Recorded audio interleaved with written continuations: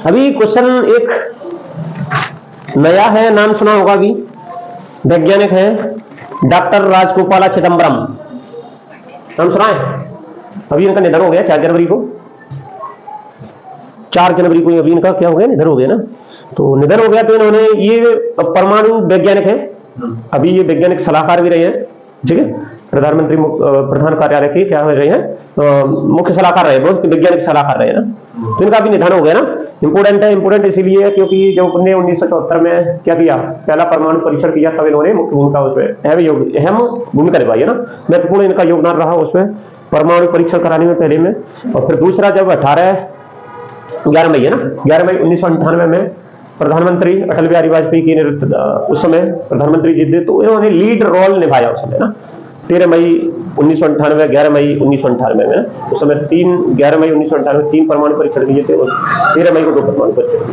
तो इसके बारे में हम डिस्कस करते हैं। इंपोर्टेंट है, आता है कि परमाणु ऊर्जा विभाग के अध्यक्ष भी रहे, ठीक है। तो पद्मश्री, परम भूषण, विभूषण, जो नागरिक सम्मान वो भी मिल चुके हैं ना, तो इंपोर्टेंट है, ठीक है। अभी इनका निधन हो गया ना, वैज्ञानिक है ना।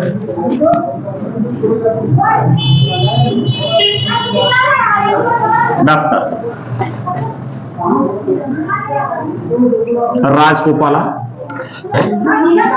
चिदम्बरम है ना, चिदम्बरम है ना, ठीक है।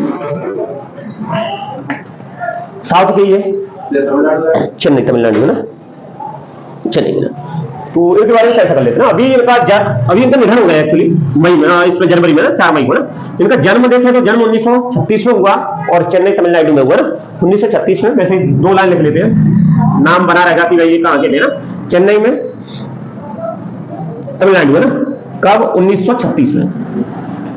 मृत्यु इनकी अभी हुई है 4 जनवरी 2025 में हुई है ना। ये क्या परमाणु वैज्ञानिक थे? कौन सी वैज्ञानिक? परमाणु वैज्ञानिक, परमाणु है ना, परमाणु वैज्ञानिक थे। तो परमाणु परीक्षण में इन्होंने महत्वपूर्ण भूमिका निभाई है ना। परमाणु परीक्षण कब हुआ बताओ? कब हुआ? ये तो हुआ 18 मई 1974 में पहला, हाँ 18 मई 1974 में पहला परमाणु परीक्षण हुआ पोखरण में ना, राजस्थान में ना। तो इस समय इन्होंने महत्वपूर्ण योगदान दिया, महत्वपूर्ण भूमिका निभाई उसमें, ठीक है।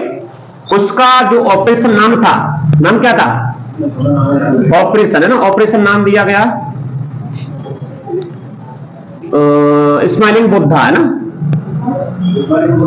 स्माइलिंग है ना, स्माइलिंग बुद्धा, स्माइलिंग बुद्धा के नाम से परीक्षण हुआ ना, ठीक है। मुस्कुराता हुआ बुद्धा ना, स्माइलिंग बुद्धा के नाम से ये क्या था, परमाणु परीक्षण हुआ था ना। ये कोड नेम था उसका ना, क्या था? ऑपरेशन कोड नेम था, एक्चुअली कोड नेम था ना। तो उस समय पीएम कौन थे? हाँ, इंदिरा गांधी ना। उस समय इन्होंने महत्वपूर्ण योगदान दिया ना, महत्वपूर्ण योगदान दिया, योगदान रहा इनका, ठीक है। उस समय पीएम इंदिरा गांधी थी, जैसे रिलेटेड क्वेश्चन आ जाएंगे, ठीक है। फिर इन्होंने 11 मई को ना, फिर हुआ कब? 11 मई को नहीं, हाँ 11 मई 1998 में ना, 1998 में दूसरा परमाणु परीक्षण हुआ। अच्छा ये हुआ कहां है ना, स्थान जरूरी है, स्थान है ना, स्थान पोखरण है ना, पोखरण दोहरा हो गया, पोखरण है ना, ये पोखरण फर्स्ट है ना, ये राजस्थान में पड़ता है अपना, पोखरण फर्स्ट राजस्थान में ना। भूमिगत ये परीक्षण था ना, ठीक है, जिससे क्या और मतलब हानि नहीं पहुंचे किसी प्रकार की ना। इस प्रकार से परीक्षण किया गया चुपचाप तरीके से ना, क्योंकि ऊपर को क्या है, अनुमति नहीं थी अंतरराष्ट्रीय स्तर पर, क्योंकि संधियों के तहत संधियों में हालांकि हस्ताक्षर नहीं किए, परमाणु प्रसार संधि, लेकिन फिर भी अनुमति नहीं थी, ठीक है। लेकिन उन्होंने उसका जवाब भी दिया कि भाई हम क्या कर रहे हैं, शांतिपूर्ण तरीके से कर रहे हैं और केवल परमाणु ऊर्जा के लिए कर रहे हैं, हमें किसी से लड़ना नहीं है, और लड़ने युद्ध के लिए हम कोई परीक्षण नहीं कर रहे हैं। उसका जवाब दिया। तो हो गया, अब क्या करेगा कोई। उस समय आलोचना बहुत सारी हुई है ना, आलोचना का शिकार हुआ भारत ने, लेकिन फिर भी आलोचना भले ही हुई, लेकिन फिर 11 मई 1998 में फिर से किए 2 परीक्षण किए उस समय। कितने? 2 परीक्षण तब किए, 3 परीक्षण किए, 2 नहीं 3 किए। 11 मई 1998 में 3 परीक्षण किए, ठीक है। फिर अपने 13 मई को किए 2 परीक्षण, 13 मई 1998, जैसे 2 दिन बाद ही है ना, 2 परीक्षण और किए, ठीक है। ये भी पोखरण में ही हुए, एक ही जगह पर है ना, ऑपरेशन शक्ति के तहत है ना, ऑपरेशन शक्ति के तहत है ना, ऐसे क्वेश्चन बन जाते हैं, ऑपरेशन शक्ति के तहत है ना, ऑपरेशन शक्ति के तहत हमने किए, कोड नेम था ये ऑपरेशन शक्ति, कोड नेम ना। इस समय परीक्षण किए तो इन्होंने लीड रोल की भूमिका निभाई है ना, उस समय ये लीड रोल किया इन्होंने ना, लीड रोल किया ना, ठीक है। किसने? डॉक्टर राजगोपाल चिदंबरम ने, ये वैज्ञानिक थे, परमाणु वैज्ञानिक ना, इन्होंने लीड रोल निभाया। इसमें पीएम कौन थे? अटल बिहारी वाजपेयी है ना, अटल बिहारी वाजपेयी है ना, हाँ वाजपेयी, ठीक है। तो कभी कभी कुछ शक्तिशाली प्रधानमंत्री रहे हैं जिन्होंने शक्तिशाली निर्णय भी लिए हैं, शक्तिशाली निर्णय नहीं था। अपने अंतरराष्ट्रीय स्तर पर जब 18 मई 1974 में अपनी आलोचना हो चुकी, उसके बावजूद भी उन्होंने गुपचुप तरीके से क्या किया, परीक्षण किया ना, और इसका रीजन भी था, करना भी जरूरी था ना। हाँ 1998 ना, ठीक है। उस समय अटल बिहारी वाजपेयी थे और ऑपरेशन शक्ति के तहत उन्होंने ये परमाणु परीक्षण किए। कहां पर किए? वही पोखरण में ना, स्थान वही, स्थान पोखरण, राजस्थान में ना, राजस्थान में वहीं पर किए ना, ठीक है। तो इनमें इन्होंने क्या महत्वपूर्ण भूमिका निभाई है ना, इसमें रीड रोल निभाया, इसमें महत्वपूर्ण योगदान दिया ना। फिर क्वेश्चन आ जाता है कि भाई इन्होंने इसके लिए पद्मश्री और पद्म विभूषण मिल चुका है ना, पद्म भूषण नहीं, पद्म विभूषण है ना, कौन सा होता है? भारत का सर्वोच्च नागरिक पुरस्कार कौन सा? दूसरे और चौथे नंबर का, दूसरे और चौथे नंबर का। तो इसके लिए इनको क्या है, सम्मान भी मिल चुका है ना। 93 से लेकर के 2000 तक ये परमाणु ऊर्जा विभाग के अध्यक्ष रहे ना। कब? 1993 से लेकर के 1993 से लेकर के 2000 तक है ना, ये परमाणु ऊर्जा विभाग के अध्यक्ष रहे। परमाणु ऊर्जा विभाग है ना, विभाग के क्या रहे? अध्यक्ष रहे, अध्यक्ष रहे ना, ठीक है। और इसके अलावा ना 1975 में पद्मश्री मिला इनको, 1999 में पद्म विभूषण मिला ना, पद्म विभूषण, ठीक है। ये भारतीय नागरिक सर्वोच्च सम्मान कौन सा? चौथा है, ये दूसरा है। ऐसे ये परमाणु ऊर्जा विभाग की स्थापना कौन कह सकते हैं, कब हुई? 1954 में रहे भाई ना, इसको अगर हो सके तो याद रखना, इस पे हुई ना। अमेरिका ने 1944-45 में क्या कर दिया, परमाणु बम की खोज कर ली है ना, और परीक्षण भी कर लिया और उसका यूज भी कर लिया, ठीक है। फिर 1960 तक आते आते 1960 तक आते आते क्या 1965-67 तक आते आते 5 देशों ने परमाणु परीक्षण कर लिए और परमाणु ऊर्जा से संबंधित उन्होंने क्या कर ली, खोज कर ली है ना। उनके पास ये परमाणु ऊर्जा से संबंधित सारी टेक्निक उपलब्ध हो चुकी थी। किस पे? इनको कहा गया P5 देश, P5 में अपन कह सकते हैं कि P5 में कौन कौन था? जैसे कौन था? USA, ब्रिटेन, ठीक है, रूस, चीन, कितने हो गए? 4, रूस और फ्रांस। ये वही है जो यूएनओ के स्थायी सदस्य वो है ना, जो संयुक्त राष्ट्र सुरक्षा परिषद के स्थायी 5 सदस्य जिन्हें वीटो का अधिकार है ना, वो 5 सदस्य है। इन्होंने एक मिलकर के क्या करा, एक समझौता किया है ना, अंतरराष्ट्रीय संधि की है ना। अंतरराष्ट्रीय संधि कौन सी? परमाणु अप्रसार संधि है ना, परमाणु अप्रसार संधि है ना, अंतरराष्ट्रीय परमाणु अप्रसार संधि है। अंतरराष्ट्रीय परमाणु अप्रसार संधि ना, राय अप्रसार है ना, परमाणु अप्रसार संधि ना। ये ऊपर कह सकते हैं 1967 और 68 में ये क्या कर दी गई, लागू कर दी गई ना। 1967 में ना, इसकी डेट भी कहीं लिखी होगी ना, डेट क्या भूल जाते हैं ना। 1968 में ना, 1968 में ये संधि हुई थी ना, 1968 में ये संधि हुई और अभी तक इस पर कितने देशों ने हस्ताक्षर कर दिए? सदस्य देशों ने हस्ताक्षर किए। पूछना जाता है कि भाई ये इस पर हस्ताक्षर कितने हो गए? 187 देशों ने इस पर हस्ताक्षर कर दिया। इसका मतलब ये था कि जनवरी 1967 तक, क्या हो, जनवरी 1967 तक जिसके पास परमाणु ऊर्जा या परमाणु बम से संबंधित क्या है, प्रौद्योगिकी है, वो अपने पास ही रखें और जिनके पास है वो आपस में यूज कर सकते हैं। लेकिन कोई दूसरे देश को इसको ये परमाणु ऊर्जा से संबंधित प्रौद्योगिकी और जो क्या बोलते हैं, और जो है हाँ, मतलब परीक्षण तो क्या किसी को टेक्नोलॉजी प्रोवाइड नहीं कराएंगे ना, परीक्षण भी नहीं कर सकते और टेक्नोलॉजी भी प्रोवाइड नहीं कराएंगे ना, समझ आ रहा है। जनवरी 1967 तक जिनके पास परमाणु ऊर्जा या परमाणु से संबंधित जो भी जानकारियां, जो भी प्रौद्योगिकी है, वो अपने पास रखे, किसी अन्य देश को उपलब्ध नहीं कराएंगे और कोई अन्य देश परमाणु परीक्षण नहीं करेगा। समझ में आ रहा है? अब हाँ, तो अब अपने देश ने इसमें क्या हस्ताक्षर नहीं किए, ऐसा ही उन्होंने अपने देश से माना कि भाई ये क्या है, ये क्षेत्रीय संधि, अंतरराष्ट्रीय स्तर की तो नहीं कह सकते इनको। इन्होंने ये 4-5 देश है, इन्होंने क्या अपने मतलब खुद के लाभ के लिए एक बनाई है। अरे तो इन देशों ने बनाई है ना, इन देशों के पास परमाणु ऊर्जा उपलब्ध थी, परमाणु हथियार से संबंधित टेक्नोलॉजी उपलब्ध थी, इन देशों ने बनाई है, लेकिन इन देशों ने वैसे ही हस्ताक्षर करके बोले नहीं, कोई दिक्कत नहीं है, कल के लिए परमाणु शांति स्थापित करने के लिए। हाँ, इसमें पाकिस्तान भी था, पाकिस्तान ने भी हस्ताक्षर नहीं किए, अपन ने नहीं किए तो पाकिस्तान ने भी नहीं किए। इन देशों के बताओ, इन देशों के पास उपलब्ध है, ये कुछ भी कर सकते हैं, है ना, शक्तिशाली देश है। अब ये 187 देशों के पास टेक्नोलॉजी उपलब्ध नहीं है, तो वो क्या दबाव महसूस करेंगे अपना, समझ में आ रहा है। तो भारत ने कहा कि भाई हम नहीं, इसमें हस्ताक्षर नहीं करेंगे ना, ये कैसी है, क्षेत्रीय संधि है जो क्या करेगी, अगर अब गुप्त रूप में तो कोई भी देश नहीं छोड़ रहा, सब है ना शक्तिशाली बनने की कगार वो एक कंपटीशन लगे हुए हैं।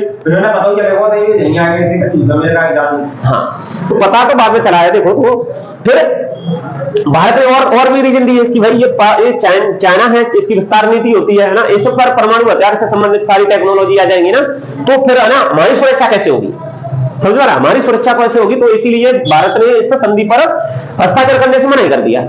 अब इसने मना कर दिया तो 4-5 देशों ने और मना कर दिया, जैसे पाकिस्तान हो गया, उत्तर कोरिया हो गया, इजराइल हो गई, ठीक है, और अपना देश है ही, उन्होंने मना कर दिया कि बोलिए हम भी नहीं करेंगे ना। एनएसजी बना, एनएसजी, ठीक है, एनएसजी है ना, जिसे बोलेंगे न्यूक्लियर सप्लायर ग्रुप, है ना, न्यूक्लियर है ना, न्यूक्लियर सप्लायर, अरे यार सप्लायर, इसमें क्वेश्चन आते हैं एक्चुअली, सप्लायर ग्रुप्स है ना, परमाणु आपूर्ति समूह है ना, ये 1974 है ना, 75 की बात है ना, ये कब बना, 1975 में, सॉरी है ना, 1975 में बना, ठीक है, और इसमें कितने 48 देश हैं शामिल, सदस्य देश कितने हैं, 48, ठीक है। अब ये कैसे बना, ये क्या करेगा, ये ग्रुप जिनके पास परमाणु हथियार से संबंधित जो प्रौद्योगिकी है वो क्या करेगा, आपस में एक दूसरे को क्या कर देगा, सप्लाई कर देगा, प्रोवाइड कर देगा ना, क्योंकि और शांतिपूर्वक तरीके से उसका यूज कर सकते हैं के लिए, बिजली उत्पादन के लिए ना, वैसे युद्ध के लिए नहीं यूज कर सकते, लेकिन ना इसमें भी कुछ लिमिटेशन थी ना। अब उसमें यूरेनियम का तो यूज किया जाता है और परमाणु ऊर्जा में भी यूरेनियम का यूज किया जाता है, समझ में आ रहा है। तो यूरेनियम पहुंच गया तो परमाणु बम बना लेगा, समझ में आ रहा है, उसका कच्चा माल तो वही है यूरेनियम, चाहे परमाणु ऊर्जा उत्पन्न कर लो, चाहे परमाणु हथियार बना लो, तो वो यूज कर सकते हैं ना। तो इसमें क्या था, ये टेक्नोलॉजी प्रोवाइड करेंगे, ठीक है। 1975 में ये बना, कब बना, जब उन्होंने क्या कर लिया, 1974 में ये परीक्षण कर लिए, ठीक है, तो अंतरराष्ट्रीय स्तर पर आलोचना होने लगी, फिर ये ग्रुप बना, न्यूक्लियर सप्लायर ग्रुप, परमाणु आपूर्ति समूह 48 देशों का जब बना, तो अपन ने कहा कि भाई अब इसमें हमें सदस्यता दे दो, अब तो हमारे पास क्या है, प्रौद्योगिकी आ गई, अब सदस्यता इसमें अभी उनको मिली नहीं है, इसका पुरजोर कौन विरोध करता है, चीन और पाकिस्तान, ठीक है, और देश तो कह रहे हैं चलो दे देते हैं भारत को, क्योंकि उसके पास प्रौद्योगिकी ऑलरेडी उपलब्धि है। उस पर्यवेक्षक का काम कौन करेगा, अंतरराष्ट्रीय परमाणु ऊर्जा एजेंसी है ना, अंतरराष्ट्रीय परमाणु ऊर्जा एजेंसी कहां पर है, ये आता है क्वेश्चन है ना, एमपीपीएससी में आया हुआ है, इसलिए मैं लेके आया हूं इसमें, अंतरराष्ट्रीय परमाणु ऊर्जा एजेंसी है ना, और ये कहां पर है, ऑस्ट्रिया के वियना में इसका मुख्यालय है, और 1957 में इसका गठन हुआ है ना। ये क्या करता है, ये परमाणु परीक्षण करता है ना, तो उसका पर्यवेक्षक का काम करता है, उसकी जासूसी करता है ना। तो अंतरराष्ट्रीय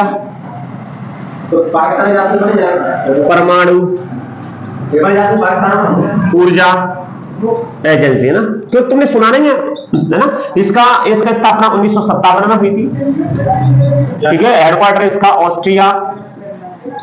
ऑस्ट्रिया में ना, ऑस्ट्रिया के वियना में ना, वियना में ना, ठीक है। ऑस्ट्रिया के वियना में इसका हेडक्वार्टर है। इसके सदस्य देशों में देखा जाए तो 171 इसके सदस्य देश है ना, 171 इसके सदस्य देश हैं, ठीक है। अंतरराष्ट्रीय स्तर पर इस शांति स्थापित करने का काम करता है ना, अंतरराष्ट्रीय स्तर पर परमाणु प्रसार को रोकने का काम करता है, उसका पर्यवेक्षण करने का काम करता है ना, ठीक है। अंतरराष्ट्रीय स्तर पर परमाणु, ठीक है, परमाणु है ना, परमाणु बम बोल लो या फिर ऊर्जा बोलो ना, ऊर्जा को पर्यवेक्षक का काम करता है, पर्यवेक्षक का काम करता है ना। अभी 2005 में इसको नोबेल पुरस्कार मिला है ना, नोबेल पुरस्कार है ना, ये शांति मिला है, इंपोर्टेंट है, एक क्वेश्चन बन जाता है ना, नोबेल शांति पुरस्कार, ठीक है। अब क्वेश्चन बनता है कि भाई अपन ने परमाणु से संबंधित टेक्नोलॉजी भी कर ली, स्थापित कर ली, और अपने परीक्षण भी कर लिए, और अपने पास उपलब्ध भी है आज, ठीक है। तो अब 2008 में आकर के प्रधानमंत्री कौन थे, मनमोहन सिंह जी है ना, उनके समय एक परमाणु से संबंधित क्या हुआ, एक समझौता हुआ, जब उनको उपलब्ध हो गई तब है ना। उससे पहले तो देना ही मना कर दिया ना, अमेरिका ने यूरेनियम देने से मना कर दिया, ऑस्ट्रेलिया ने मना कर दिया, क्योंकि ना तो वो इस संधि पर हस्ताक्षर किए उन्होंने, ना इसके सब क्या सदस्य थे, ठीक है, इसलिए मना कर दिया। वो भी अंतरराष्ट्रीय नियमों के तहत है ना, वो भी संधि में क्या बने हुए थे। लेकिन आज वही लोग कहते हैं, क्योंकि अपने पास क्या, मैंने कहा कि थोरियम आ गया अपने पास, उसका ऑप्शन ढूंढ लिया अपन ने ना, थोरियम है ना, केरल में, वो नहीं तो वो सही, उससे अपन परमाणु हथियार बनाने की चल रही है रिसर्च है, और बना भी लिए ना, ठीक है। तो आज वो अपने दोस्त बन गए, ठीक है। तो इसके लिए अपन ने 2008 में ना, 2008 में परमाणु समझौता किया, परमाणु समझौता ना, किस किस के साथ, ठीक है, भारत और अमेरिका के साथ, अमेरिका के साथ परमाणु समझौता किया, ठीक है। अब वर्तमान में अपने पास अगर देखा जाए तो अपने पास सारी प्रौद्योगिकी उपलब्ध है ना, और इस पे और रिसर्च चल रही है ना, ठीक है। वर्तमान में ये है कि फ्रांस और अमेरिका ने मिलकर के अपने यहाँ पर परमाणु ऊर्जा से संबंधित क्या बिजली संयंत्र स्थापित किए है ना। जैसे फ्रांस का अगर बात करें तो जोधपुर महाराष्ट्र में अरेवा ना, जैसे फ्रांस का है ना, फ्रांस के अरेवा के साथ है ना, क्या जैतपुरा वाला है ना, जैतपुरा एक रखता है महाराष्ट्र में, ठीक है, महाराष्ट्र में, हाँ, परमाणु ऊर्जा है ना, परमाणु ऊर्जा संयंत्र लगवाया है ना, परमाणु ऊर्जा ना संयंत्र लगवाया है ना, तारापुर ट्राम्बे वाला वो पहला है, ठीक है, लगवाया है ना। कई बिजली संयंत्र किससे लगाया, ये फ्रांस के सहयोग से है ना। और इसी प्रकार को ना यूएसए, देखो यूएसए भी अपने यहाँ पर है ना, गुजरात में देखा जाए तो गुजरात में एक जगह मीठी वर्डी है ना, और आंध्र प्रदेश में कोवाड़ा, यहाँ पर गुजरात में और आंध्र प्रदेश में एक परमाणु ऊर्जा बिजली संयंत्र लगे हैं, वो किसके, अमेरिका के सहयोग से लगे, हाँ, आसपास वाले ना, हाँ, यूएसए के सहयोग से पुण्य का लगाया, मीठी वर्डी है ना, गुजरात में मीठी वर्डी में ना, मीठी वर्डी में लगाया। आंध्र प्रदेश में, आंध्र प्रदेश के कोवाड़ा ना, कोवाड़ा में है ना लगवाया ना, परमाणु बिजली संयंत्र है ना, परमाणु बिजली संयंत्र लगाया ना। हाँ बताओ, ये दोनों अमेरिका के सहयोग से लिखा नहीं है, यूएसए के सहयोग, अच्छा ये लिखा है ना, यूएसए के सहयोग से लगाया है, जाता है ना सूर्य किरण, ठीक है, सैन्य अभ्यास, ठीक है। ये कौन सा है, ये 18वां है ना, अभी ये 18वां है ना। तो किस किस के बीच होता है, भारत और नेपाल के बीच में। नेपाल की श्रीजंगा बटालियन इसमें भाग ले रही है, जबकि भारत की 11वीं गोरखा राइफल्स बटालियन है, इसकी 334वीं टुकड़ी इसमें भाग ले रही है ना। कहां पर हो रहा है ये, नेपाल में हो रहा है, नेपाल के साल झंडी में ना, साल झंडी ना, ठीक है। तो ये कौन सा है, 18वां। इससे पहले स्टार्टिंग में देखा जाए तो ये 2011 से स्टार्ट हुआ है ना, और 2023 का ये हुआ था जो अपने पिथौरा उत्तराखंड में, मैंने पहले बताया भी था ना, पिथौरा उत्तराखंड में हुआ था ना। 2022 में फिर वहीं पर हुआ जो अभी हो रहा है ना, साल झंडी में ना, कहां पर, नेपाल में ना, हाँ, ठीक है। तो ये अल्टरनेटिव होता है, एक बार नेपाल में हो गया, एक बार अपने यहाँ पर हो गया ना। कल के लिए होता है ये दोनों सेनाओं के बीच में क्या कर रहे हुए, दोनों सेनाओं के बीच में रक्षा सहयोग बढ़ाने पारस्परिकता बढ़ाने के लिए ये हर साल वार्षिक सैन्य अभ्यास है जो इसका आयोजन किया जाता है ना, ठीक है। किसका है? नेपाल और भारत, नेपाल व भारत के बीच में होता है। अभी ये कौन सा? 18वां है, 18वां सैन्य अभ्यास है, सैन्य अभ्यास है। कहां पर आयोजन हो रहा है इसका? आयोजन है नेपाल में, नेपाल के साल झंडी में ना, साल झंडी नाम है ना, नेपाल के साल झंडी में ना, ठीक है। इससे पहले 17वां देखे तो 17वां 2023 में हुआ, कहां पर? उत्तराखंड में, उत्तराखंड के पिथौरागढ़ में ना, पिथौरा, ठीक है, पिथौरागढ़ में, उत्तराखंड के पिथौरागढ़ में ये 2023 में हुआ ना। 2022 में यहीं पर हुआ ना, अगर कुछ ना जाए 2022 का 1-2 याद कर लेते भैया ना। कहां पर हुआ? नेपाल में, ठीक है, नेपाल में। नेपाल में एक स्कूल है आर्मी वाला ना, 2023-22 में नेपाल आर्मी बैटल स्कूल में ना, नेपाल की आर्मी है ना, बैटल स्कूल, बैटल स्कूल में ना, ठीक है, बैटल स्कूल है ना। कहां पर है? ये साल झंडी है ना, साल झंडी में ना, साल झंडी में हुआ ना। अभी जो हो रहा है, ठीक है, इसकी डेट देखें तो ये 31 दिसंबर से लेकर के 13 जनवरी तक होगा ना, मतलब अभी चल रहा है ना, 31 दिसंबर से लेकर के 13 जनवरी तक ये होगा ना, ठीक है। कौन कौन सी सेना इसमें ना आयोजन है ना, आयोजन देखें तो 31 दिसंबर से लेकर के 31 दिसंबर 2024 से लेकर के ना 13 जनवरी 2025 में ना। कौन कौन भाग ले रहा है? नेपाल की तरफ से श्रीजंग है ना, श्रीजंग बटालियन, बटालियन है ना। और भारत की तरफ से कौन सी? भारतीय सेना की 11वीं गोरखा राइफल बटालियन है ना, कौन सी? हाँ, असम थोड़ा जल्दी पड़ जाता है ना। भारतीय सेना की 11वीं गोरखा राइफल्स है ना, की राइफल्स बटालियन है ना, बटालियन है ना, की 334वीं टुकड़ी है, 334वीं टुकड़ी के मध्य ये हो रहा है। इसका क्यों आयोजन होता है? मैंने कहा कि रक्षा सहयोग बढ़ाने के लिए, दोनों देशों के बीच में पारस्परिक सहयोग बढ़ाने के लिए, रक्षा सहयोग और पारस्परिक सहयोग बढ़ाने के लिए ना, दोनों देशों के बीच, नेपाली सेना का दोनों देशों के बीच रक्षा सहयोग, पारस्परिक संबंध बढ़ाने के लिए ना, संबंध बढ़ाने के लिए ना ये होता है ना। कैसा कैसा ये सैन्य अभ्यास है? अभी जो हो रहा है ये वार्षिक सैन्य अभ्यास है ना, वार्षिक सैन्य अभ्यास है ना। स्टार्टिंग इसकी कब से हुई? अगर शुरुआत की जाए तो शुरुआत कब से हुई है इसकी? शुरुआत है ना, शुरुआत वर्ष 2011 से स्टार्ट हुआ है, 2011 से ना। अभी जो हो रहा है वो 18वां है ना, ध्यान रखना। ये कैसा है? वार्षिक सैन्य अभ्यास है ना। चलो दो, वार्षिक सैन्य अभ्यास, ठीक है, वार्षिक सैन्य अभ्यास है। सूर्य किरण है ना। इसमें एक लाइन और लिख ले हुए घना की, बस वैसे लिख लो जानकारी के लिए। क्या करता है ये? हाँ, सूर्य किरण। एक लाइन है। उद्देश्य मतलब क्या है? जो आएगा आएगा, नहीं आएगा, मैंने तो ये रह ही गया। उद्देश्य जंगलों में युद्ध, पहाड़ों में आतंकवाद विरोधी अभियानों और संयुक्त राष्ट्र चार्टर के अंतर्गत है ना, मानवीय सहायता, आपदा राहत में अंतर संचालन क्षमता को बढ़ाना ना इंपोर्टेंट है। सूर्य किरण अभ्यास है ना, सैन्य अभ्यास 18वां आयोजन किया जा रहा है। स्टार्टिंग में 2011 में इसका आयोजन हुआ था, ठीक है। अभी जो हो रहा है नेपाल के साल झंडी में है। 2023 में ये उत्तराखंड के पिथौरागढ़ में था, 2016 में 2023 में उत्तराखंड के पिथौरागढ़ में हुआ था, 2022 में ये नेपाल के आर्मी बैटल स्कूल साल झंडी में फिर से हुआ ना। अभी जो इसका आयोजन हो रहा है 31 दिसंबर 2024 से लेकर के 13 जनवरी 2024 में खत्म हो जाएगा।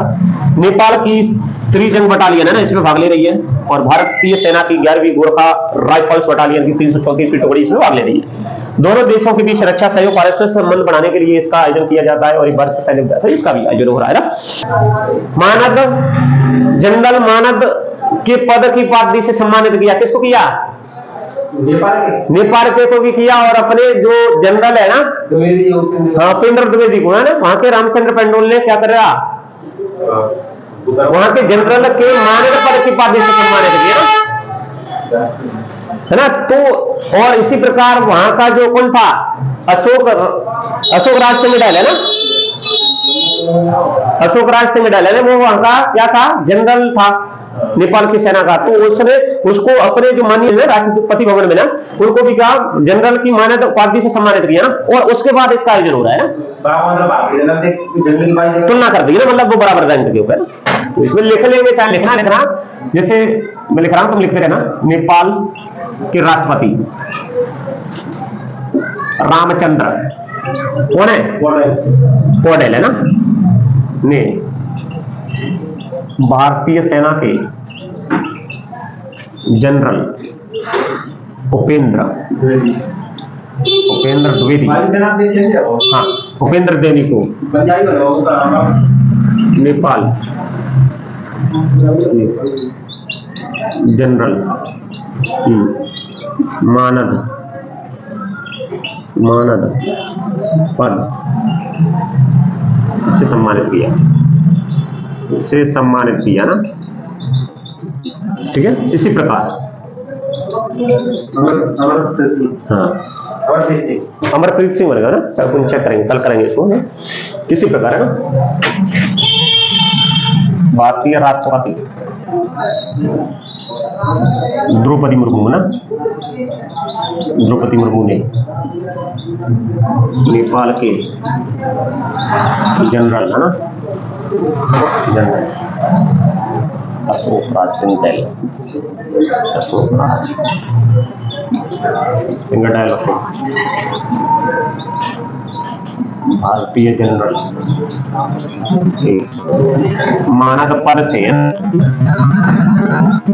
सम्मान किया।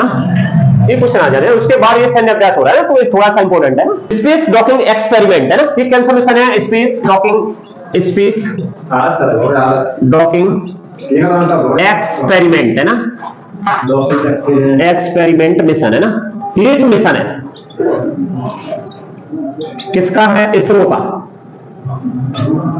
का मिशन है ना। इसरो के बारे में तो तुमको पता है, 2 लाइन बाद में देखेंगे ना। ये क्या है? स्पीडएक्स। इसमें क्या होगा? डॉकिंग अनडॉकिंग, इसमें 3 मतलब अभी लॉन्च किया है इसको, किसने? इसरो ने बनाया है भारत में। और अगर ये मिशन सफल होता है ना, अगर ये मिशन सफल होता है तो उन्हें ना रूस, अमेरिका, चीन के बाद ऐसा करने वाले ना, डॉकिंग अनडॉकिंग और रेजेड बस है ना, ये 3 चीजें करने वाले हैं ना। दुनिया के बता रहा हूं, दुनिया के कौन से चौथे देश होंगे, और ये सबसे बड़ी विशेष उपलब्धि है ना जो अपन करने जा रहे हैं ना, क्योंकि 2035 तक अपन को भारतीय स्पेस अंतरिक्ष यान लॉन्च करना है ना। लॉन्च क्या करना है? 2035 तक तो चालू करना है ना, ठीक है। तो ये, और इसके अलावा भी अपन को चंद्रयान जो 4th है ना, वो भी लॉन्च करना है। अगर ये सफल होता है तो फिर वो उसमें अपन को बहुत ज्यादा सहायता मिलेगी ना, सहूलियत मिलेगी, अपन ये कह सकते हैं ना। तो इसमें देखते हैं बोले ना, अभी ये इसमें क्या है, 2 उपग्रह लॉन्च किए हैं इसरो ने, 2 उपग्रह लॉन्च किए हैं। उपग्रह लॉन्च किए वो सतीश धवन अंतरिक्ष केंद्र श्रीहरिकोटा से लॉन्च किए ना। इसमें एक उपग्रह का नाम अपन ये कह सकते हैं कि भाई SDX फर्स्ट, SDX सेकंड है ना। एक चेंजर होगा, एक टारगेट होगा ना, इसके तहत है ना। अभी ये इसरो का मिशन है, और इस मिशन के तहत है ना, इस मिशन के तहत इसरो ने ना कहां से? सतीश धवन अंतरिक्ष केंद्र है ना, सतीश धवन अंतरिक्ष केंद्र है ना, कहां पर है? श्रीहरिकोटा है ना, श्रीहरिकोटा, ठीक है। श्रीहरिकोटा से ना 2 उपग्रह लॉन्च किए ना, 2 उपग्रह लॉन्च किए, ठीक है। अगर ये, मैंने कहा कि अगर ये सफल होते हैं तो ऐसा करने वाला ना, ऐसा करने वाला देश कौन भाई? भारत। कौन सा होगा? चौथा देश होगा ना, चौथा देश। इससे पहले कौन कौन कर चुका है? रूस 1967 में उसने निपटा दिया, 66 में। अब बताओ कितने पीछे अपन? 66 में ऐसी चीजें करी, डॉकिंग अनडॉकिंग वाली चीजें 66 में कर ली। 66 में कितनी जोड़ दो ना, 60 को गई, 66 20 साल तो यही हो गई है, 60 तक हो गई होंगी, 60 ही हो गई, 60 साल पीछे है ना। तो उन्होंने पहली डॉकिंग क्या 16 मार्च 1966 में की थी। रूस ने पहली डॉकिंग का 16 मार्च 1966 में की थी। इसमें नहीं, क्यों रूस यूएसए भी इसी के साथ चला है, यूएसए भी इसी के साथ चला है। उसने 30 अक्टूबर 1967 में निपटा दिया, एक साल पीछे जैसे है ना। यूएसए 30 अक्टूबर 1967 में कर डाला, 67 में ना इसने फर्स्ट डॉकिंग की है ना। डॉकिंग के वर्ड को अभी समझेंगे। फिर चीन उससे पीछे नहीं रहा ना, चीन ने भी क्या कर दिया, उसने भी कर दिया ना। चीन ने कब किया? चीन का अगर देखा तो 2 नवंबर 2011 में, ठीक है। चीन ने कब किया? 2 नवंबर 2011 में ना फर्स्ट डॉकिंग की इन्होंने, ठीक है। अब भारत का प्लान है ना, चौथा देश कौन बनेगा? भारत बनेगा, जिसने अभी स्टार्टिंग की, अभी लॉन्च की है ना। अगर ये सफल होती है तो चौथा देश बन जाएगा। अब इसमें 2-3 वर्ड हैं जिनके बारे में अपन चर्चा करते हैं, जैसे डॉकिंग अनडॉकिंग है ना। बहुत सरल है, पार्ट्स को जोड़ना अंतरिक्ष में ले जाकर के, और पार्ट्स को खोलना, पार्ट्स के पास ले जाना, 2 उपग्रहों को एक साथ ले जाना, क्या हो गई? रेड जेविस हो गई, ठीक है। अगर इन दोनों उपग्रहों को है ना जोड़ना, डॉकिंग हो गई, और इन दोनों उपग्रहों को खोलना क्या हो गया? अनडॉकिंग हो गई। आगे समझो तीनों वर्ड, डॉकिंग, अनडॉकिंग, और एक तीसरा वर्ड था जिसमें रेडजेवस है ना, रेडजेवस, ठीक है। इसमें होगा क्या? इसमें मैंने कहा कि 2 उपग्रह पुनः लॉन्च किए ना, 2 उपग्रहों में कौन सा? SDX, 2 उपग्रह कह लो, अंतरिक्ष यान कह लो, 2 अंतरिक्ष यान है ना, ठीक है। SDX, ठीक है, ये फर्स्ट होगा ना। फर्स्ट का नाम दे दिया है अपन ने टारगेट, ठीक है, या चेंजर कह लो, 0 फर्स्ट है ना, इसको नाम दे दिया है चेंजर है ना। और दूसरा दे दिया है उल्टा हो रहा है, SDX, इसका नाम दे दिया 02 है ना, इसको दे दिया चेंजर और टारगेट, ठीक है। इन 2 उपग्रहों को ले जाकर के अंतरिक्ष में ना क्या करेंगे? स्थापित करेंगे अंतरिक्ष में। कहां? पृथ्वी की कक्षा में ना, पृथ्वी की लियो कक्षा, ऑर्बिट है लियो कक्षा में ना, लियो कक्षा में ना 470 किलोमीटर दूर, वहां पर अंतरिक्ष में, ठीक है। इन दोनों को क्या करा जाएगा? स्थापित किया जाएगा। फिर वहां पर क्या की जाएगी? डॉकिंग की जाएगी। डॉकिंग से पहले एक वर्ड है रेडजेवस है ना, रेडजेवस, ठीक है, रेडजेवस है ना, रेडजेवस है ना, क्या वर्ड है? रेडजेवस, ठीक है, रेडजेवस है ना, ये वर्ड है ना। ये इसमें क्या होगा? दोनों उपग्रह कैसे पास आएंगे? इसमें दोनों उपग्रह पास आएंगे ना, ये समझ में आ जाएगा तो अपन ये भी समझ लेंगे ना। दोनों उपग्रह कैसे होंगे? दोनों उपग्रह पास आएंगे ना, उपग्रह पास आएंगे, ठीक है। एक होता है डॉकिंग, डॉकिंग है ना, डॉकिंग में दोनों उपग्रह जुड़ जाएंगे। डॉकिंग का मतलब है दोनों उपग्रह क्या हो जाएंगे? जुड़ जाएंगे ना, दोनों उपग्रह जुड़ जाएंगे। और अनडॉकिंग का मतलब है दोनों उपग्रह खुल जाएंगे ना, दोनों उपग्रह अलग हो जाएंगे, अलग हो जाएंगे। अंतरिक्ष में जाकर के ऐसा अगर अपन बात कर, ऐसी चीजें टेक्निक अपना रहे तो ये बहुत बड़ी बात है ना, ठीक है। रेडजेवस का मतलब होता है दोनों उपग्रह पास आएंगे, ठीक है, जुड़ जाएंगे फिर है ना, और जुड़ करके क्या करेंगे?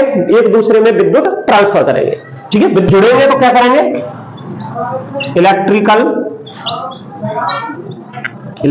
है ना, पावर ट्रांसफर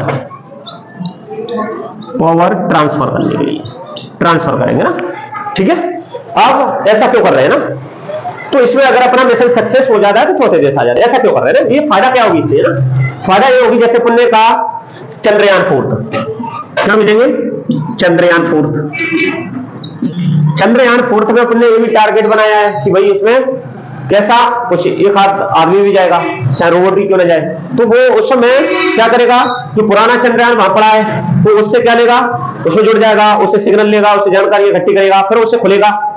तो ये उसके लिए फायदा है, ठीक है।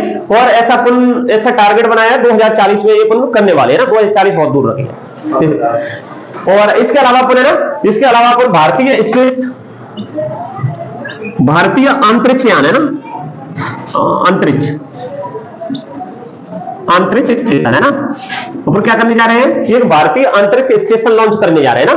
क्वेश्चन आएगा, इंपोर्टेंट है ना। जैसे अंतरराष्ट्रीय स्पेस स्टेशन है, वहां पर अपना क्या होगा, खुद का भारतीय अंतरिक्ष स्टेशन होगा। ये बहुत बड़ी बात है।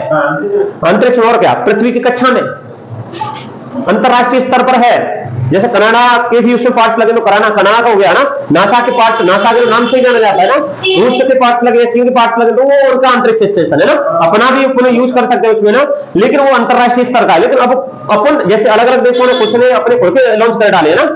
चीन लॉन्च भी हो गया है, मुझे लगता है लॉन्च भी हो गया ना। अपन लॉन्च करने वाले कब, 2028 में, 28 में 35 में, 2035 में अपन क्या कर देंगे, शुरू हो जाएगा। कहने का मतलब है इंपोर्टेंट है। क्वेश्चन आ जाएगा कि कब टारगेट बनाया अपन ने ना, क्या हो गया, हट गया, चल मत कर ऐसा ना। तो 2028 तक अपन क्या करेंगे, कुछ पार्ट्स में लॉन्च कर डालेंगे ना, कुछ पार्ट शुरुआत कर देंगे, क्योंकि भारतीय अंतरिक्ष स्टेशन इसलिए इंपोर्टेंट है। तो इनमें ये क्या करेगा, स्पीडएक्स जो डॉकिंग अनडॉकिंग और रेड जो है ना, ये जो टेक्निक है ना, ये अपने लिए बहुत इंपोर्टेंट भूमिका निभाएंगे ना। इसीलिए क्या है, विश्व में अपने नाम है ना, चौथे नंबर पर आते हैं। इसकी कमांड कहां से की जाएगी, तो ऊपर कहें बेंगलोर से की जाएगी ना। इन दो उपग्रहों को ISRO telemetry tracking and command network है ना, बेंगलुरु द्वारा नियंत्रित किया जाएगा ना। इसमें एक लाइन चाहे तो लिख सकती हो, ISRO telemetry tracking and command network, ISRO telemetry tracking and command network ना। कहां पर, बेंगलुरु से इसको क्या कमांड किया जाएगा ना, बेंगलुरु से नियंत्रित किया जाएगा,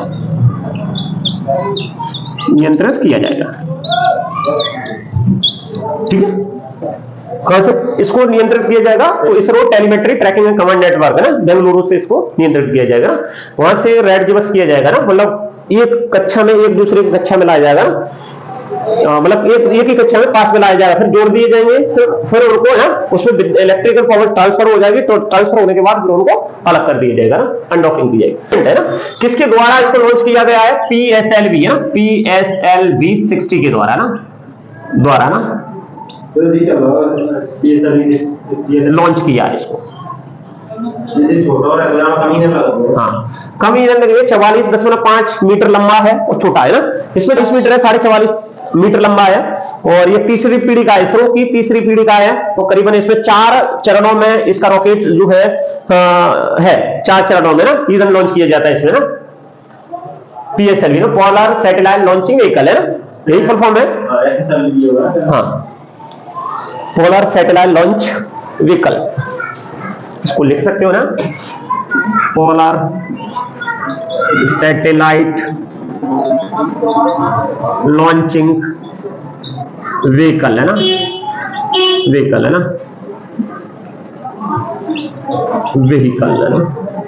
ठीक है। तीसरी पीढ़ी का ना, इसरो की, मतलब ये कितनी, तीसरी पीढ़ी का है ना, इसरो की तीसरी पीढ़ी का है, ठीक है। 44.5 मीटर लंबा है लेंथ इसकी ना। ये जो अंतरिक्ष यान है ना, अंतरिक्ष यान है, इसे लॉन्च किया जाता है ना। अब इसरो के बारे में अगर अपन चर्चा करते हैं, तो और इसरो का कौन है, विक्रम साराभाई इसके प्रथम संस्थापक अध्यक्ष रहे। 15 अगस्त 1969 को इसकी स्थापना हुई, ठीक है। और ये क्या है, भारत की अंतरिक्ष एजेंसी है, जिसका हेडक्वार्टर बेंगलुरु है। एस सोमनाथ इसके अध्यक्ष है ना, लिख लो।